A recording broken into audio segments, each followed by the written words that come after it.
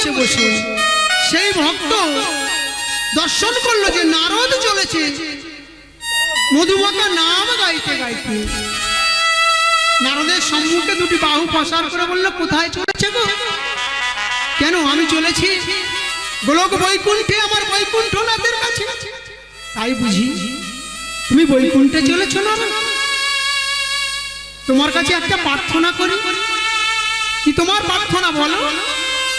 তোমার বৈকুণ্ঠপতিকে জিজ্ঞাসা করবে যে আমি এই তেঁতুল বৃক্ষের নিচে বসে বাল্যকাল হতে বৃদ্ধ হয়ে গেলাম, তার চরণ ছাড়া তো কিছু জানি না।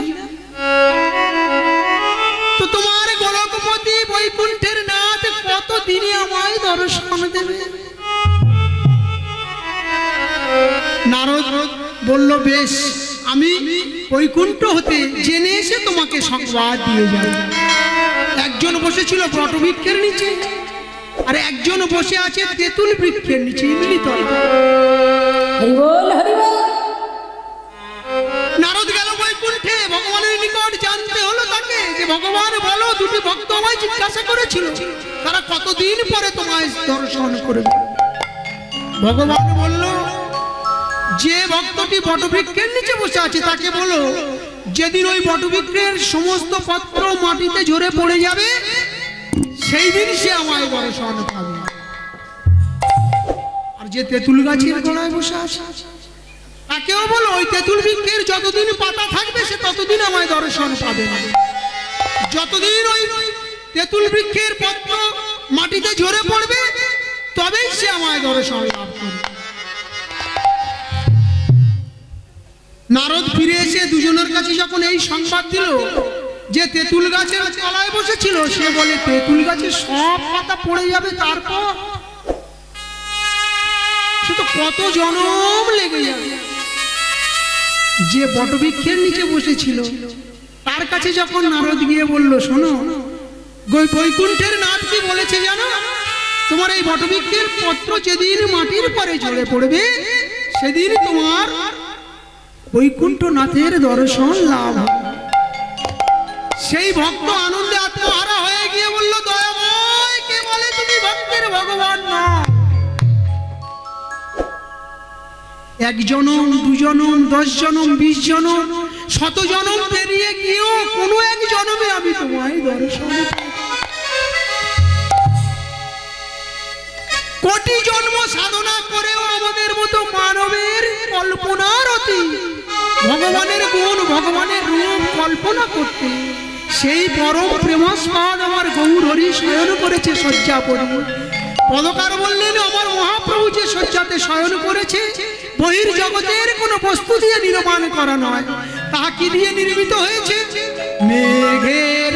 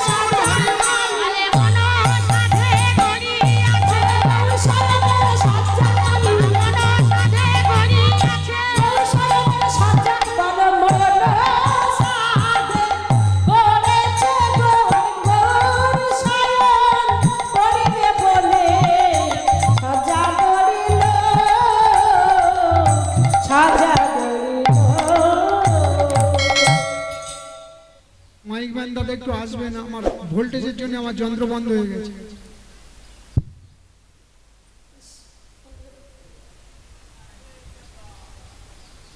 আমরা সামান্য সংসারে যদি কিছু পেতে বিলম্ব হয় আমাদের, আমরা কত না অধৈর্য হয়ে পড়ি না। আর ভগবানকে ডেকে কি হবে? ঠাকুর আছে, ঠাকুর আর নেই। যদি একটু আমাদের স্বার্থে হা পড়ে, কিন্তু যে ভক্তটি বটবৃক্ষের তলায় বসে আছে সমস্ত পত্র ঝরে যাবে, সে চিন্তা করলো 100 জন্ম কেটে গিয়েও অন্তত ভগবান তবু আমাকে দর্শন দেবে, এই আশায় আমাকে বাঁচতে হবে।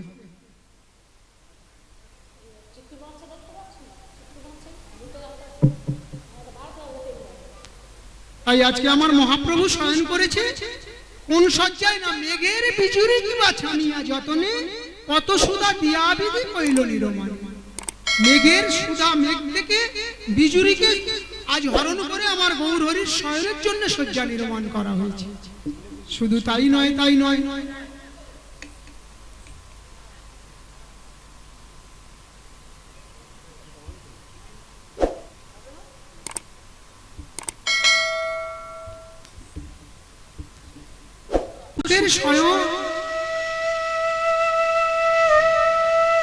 গীতকর্তা লীলার এক পাশে দাঁড়িয়ে কলম দিলে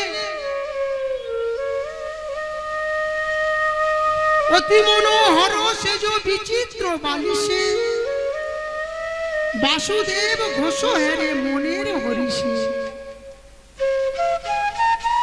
যিনি সর্বচিত্ত হরণকারী, যিনি অগতির গতি, যিনি এই কলিযুগের ত্রাতা, যিনি পরিত্রাণ কর্তা, কলির যত দুঃখী তাপী সমাজের নিপীড়িত নিষ্পেষিত পদদলিত অবাঞ্ছিতের প্রত্যেককে হরি নামের বন্যায় ভাসিয়ে তার প্রেমের তরণীতে পার করে দেবে বলে সর্বস্ব বিসর্জন করে তিনি নেমে এলেন হচ্ছে গর্ভ সিন্ধু মাঝে। কলিজীবের ভাগ্যাকাশে উদিত হয়ে প্রত্যেকটি জীবের দ্বারে দ্বারে গিয়ে বললেন, রে কলির হতভাগ্য জীব, দিনান্তে একটি বার যারা কৃষ্ণ কথা বল।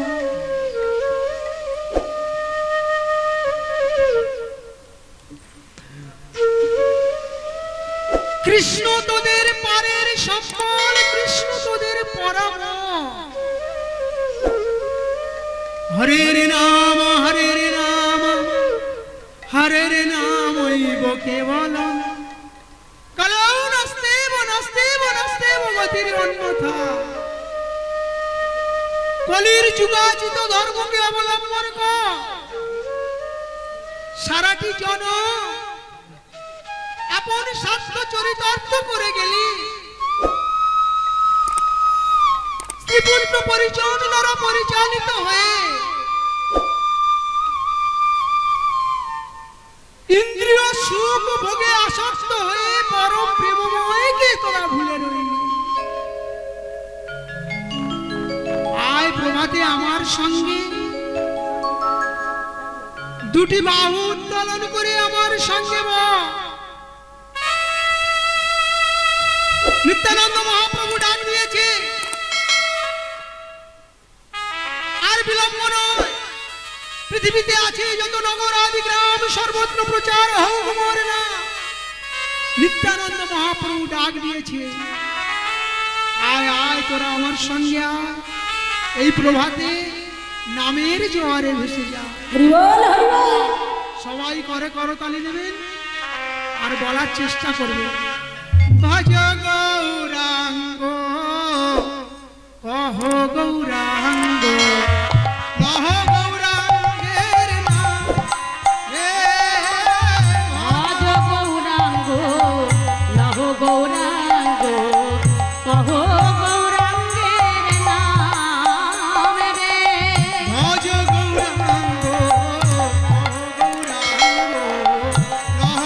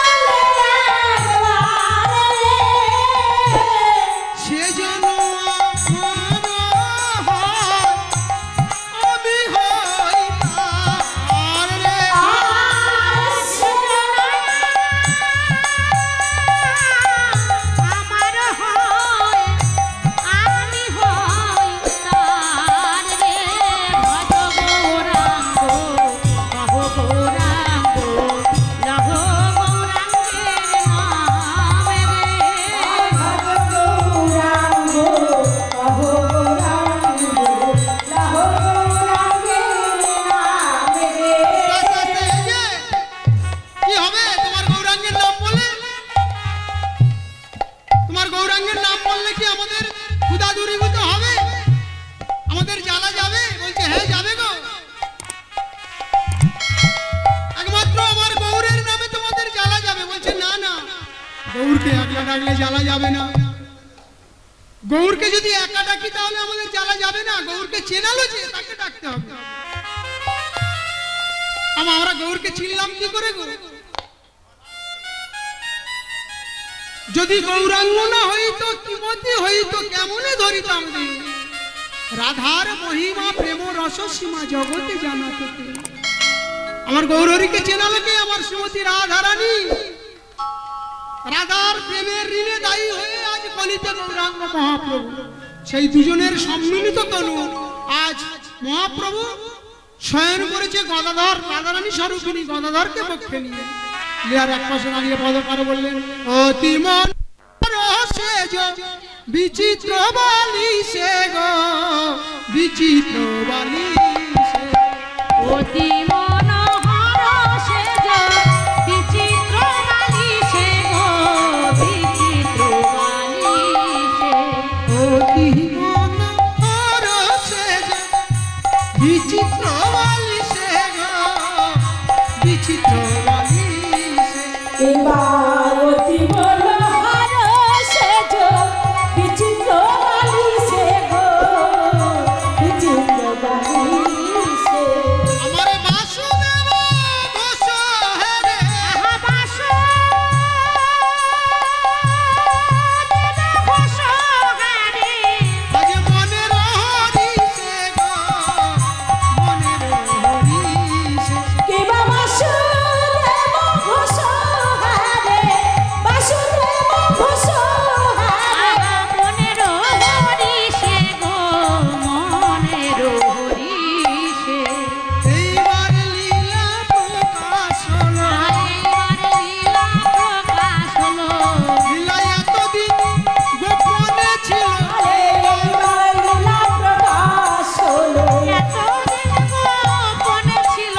রোজা আমাদের সাধন ভজন, গোপনে ছিল, বলে যায় আমাদের ভজন সাধন, গোপনে ছিল। বলে যায় আমাদের ভজন সাধন। এইবার লীলা প্রকাশ হলো, এইবার লীলা প্রকাশ। এবার বাসু ঘোষ ঘোষ কহে, বাসুদেব ঘোষ কহে, মনের হরিষে গো, মনের হরিষে। অতি মনোহর সেজ বিচিত্র বালিশে, বিচিত্র বালিশে। বাসুদেব ঘোষ হেরে, মনের হরিষে। বাসুদেব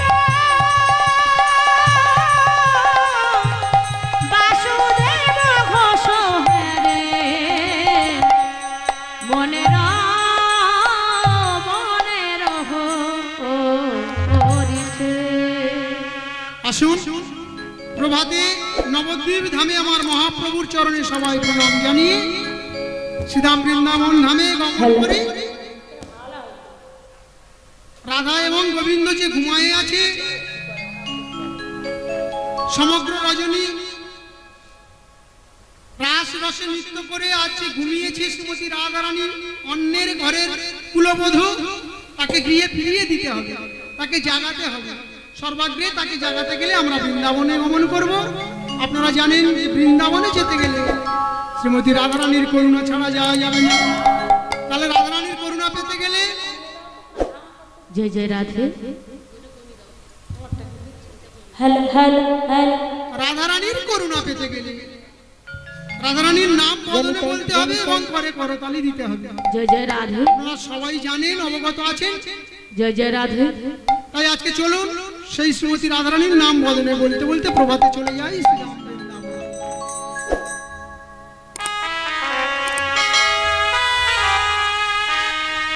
मेरा मन पंछी बोले,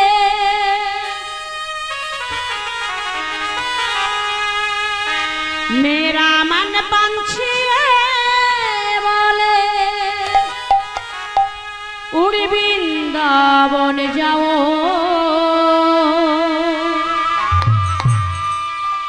ब्रज की लता पाता में राधे राधे गाओ मेरा मन पंछी बोले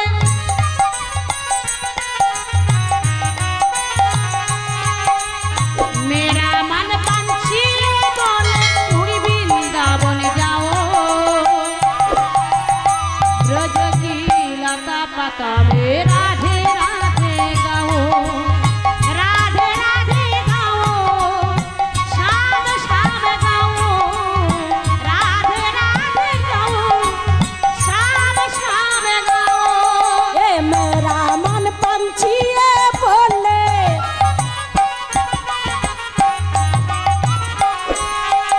ए मेरा मन पंछी बोले उड़ वृंदावन जाओ ब्रज की लता पता में राधे राधे गाओ मैं राधे राधे गाओ मेरा शाम शाम गाओ राधे राधे गाओ मेरा शाम शाम गाओ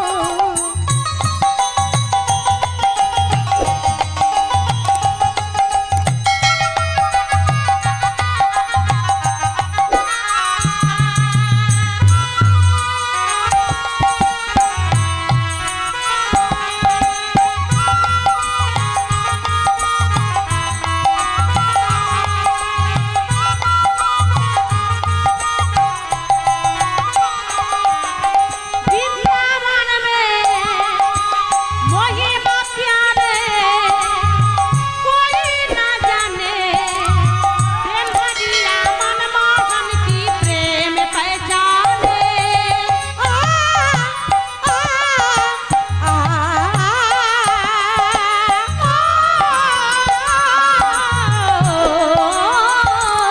वृंदावन में महिमा प्यारे कोई न जाने प्रेम भरिया मनमोहन की प्रेम पहचाने ब्रज गलियों में झूमी झूमी के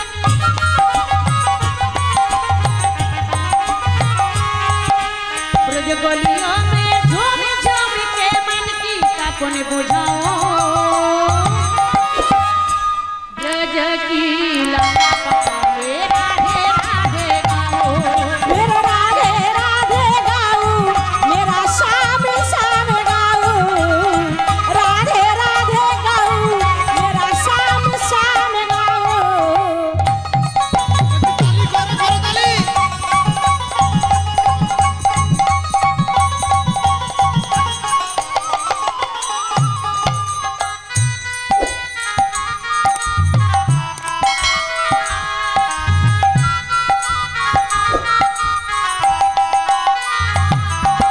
निभुवन में जहाँ कन्हैया बाबा रास रचाते हैं प्रेम भरिया अपने बसुरिया के बजाते हैं ओ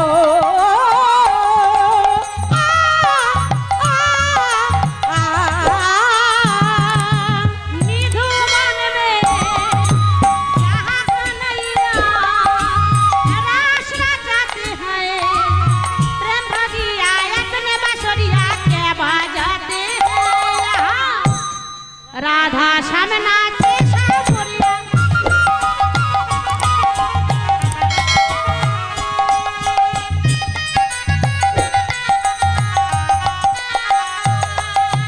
राधा श्याम नाचे सावरिया राधा श्याम नाचे सावरिया दर्शन करके जाओ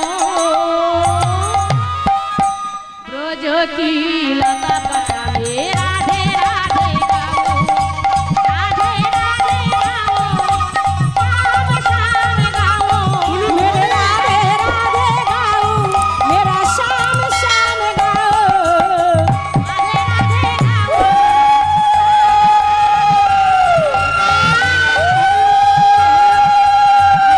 मन पंछी बोले मेरा मन पंछी बोले उड़ी वृंदावन जाओ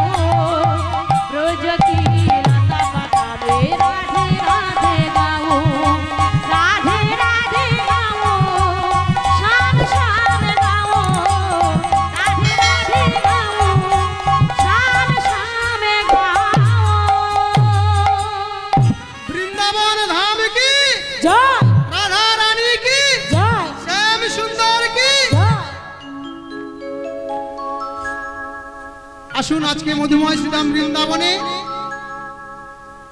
আমরা সেই লীলাটি আস্বাদন করি যাকে নিশান্ত লীলা বলা হয় বা কুম্ভভঙ্গ লীলা।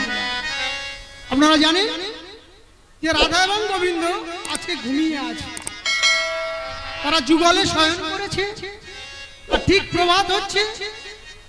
বৃন্দাবনের যে কাননে ঘুমিয়ে আছে সেই কাননের যিনি দেবী, কানন দেবী, তিনি আজকে দর্শন করছে যে কুয়াশা দূরে চলে যাচ্ছে, ধীরে ধীরে সূর্য উদিত হতে চলেছে, গগনে আর রাত্রি নাই। সুতরাং বৃন্দাবনেশ্বরী শ্রীমতী রাধারানীকে জাগাতে হবে।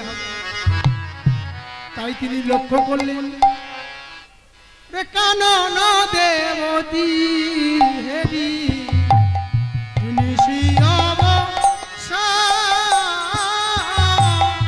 কানন দেবতী হে রে নিশি অবসান।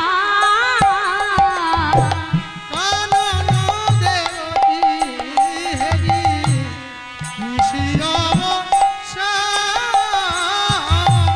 কানন দেবতী হে রে নিশি অবসান।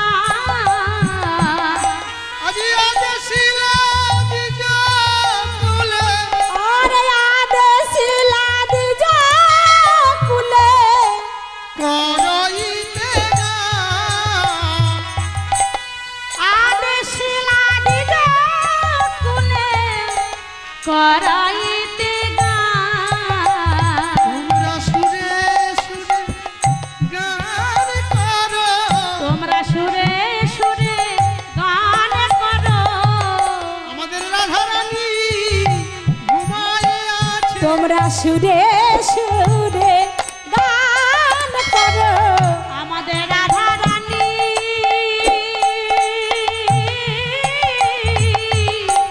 ঘুমায়েছে। এ যে কৃষ্ণ প্রেমের শিরোমণি, আহা রাধা রানী ঘুমায়েছে। এ যে শ্যাম বক্ষ বিলাসী, আহা অষ্ট সখীর শিরোমণি। সে যে কৃষ্ণ ভক্তি প্রদায়িনী, আহা কৃষ্ণ প্রেমের মরালিনী। রাই রতন মণি অনুরাগিনী, আসামে মন মোহিনী।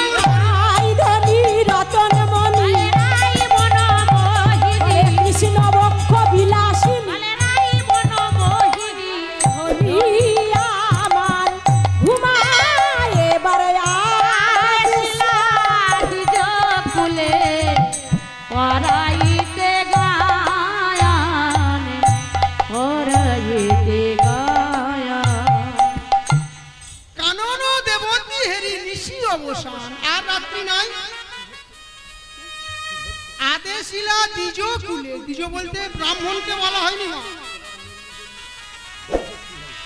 আজকে যে দ্বিজ বলা হচ্ছে, এই দ্বিজটা ব্রাহ্মণ নয়, বৈশ্য নয়, শূদ্র নয়, ক্ষত্রিয় নয়, চতুরাশ্রমের চতুর্বর্ণের কেউ নয়। এই দ্বিজ, এই দ্বিজ হচ্ছে কারা না, বৃন্দাবনের পক্ষীকুল, সুখসারী, কপত কপতি, ময়ূর ময়ূরী, কোকিলি কোকিলা, এদেরকে বলা হয়েছে দ্বিজ। কেন দ্বিজ বলা হলো?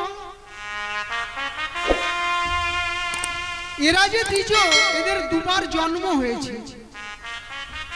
পক্ষী জাতির একবার ডিম্ব প্রসব হয়, সেই ডিম্ব হতে তাদের শাবক প্রস্ফুটিত হয়, আবার দ্বিতীয়বার জন্ম হয়, তাই তাদেরকে দ্বিজ বলা হয়েছে। আমরাও দ্বিজ হতে পারি, তবে কখন জানেন? যদি কোনোদিন আমাদের দুবার জন্ম লাভ হয়। প্রশ্ন করবেন, একবার তো মায়ের কোলে এলাম,